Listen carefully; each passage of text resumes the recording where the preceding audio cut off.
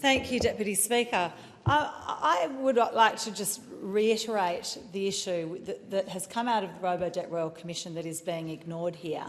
And the excuse being used is that public servants will be more likely to give frank and fearless advice.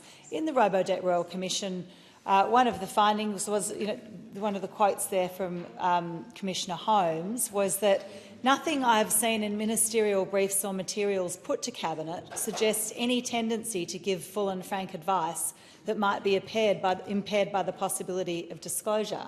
The Commissioner goes on to say that had there not been the exemption from freedom of information, the activity would have been uncovered earlier and dealt with much more effectively.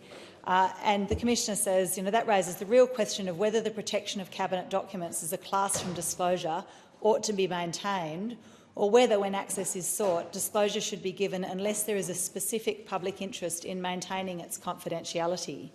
And one of the things I'd like to add to that is that I'm unclear as to how this will actually increase frank and fearless advice anyway. If you move from a dominant purpose test to a substantial purpose test, I'm not convinced that that actually will make a significant difference in a public servant's decision about what to say to Cabinet.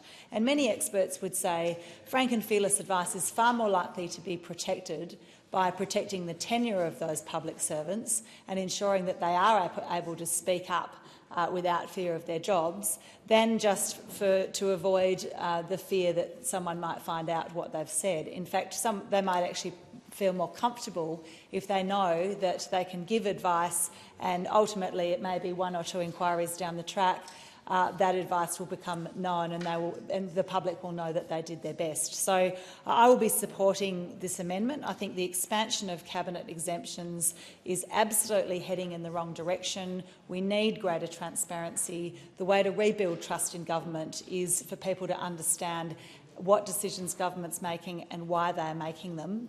And I'm very disappointed that the government is putting this forward. It is not in the interests of open government.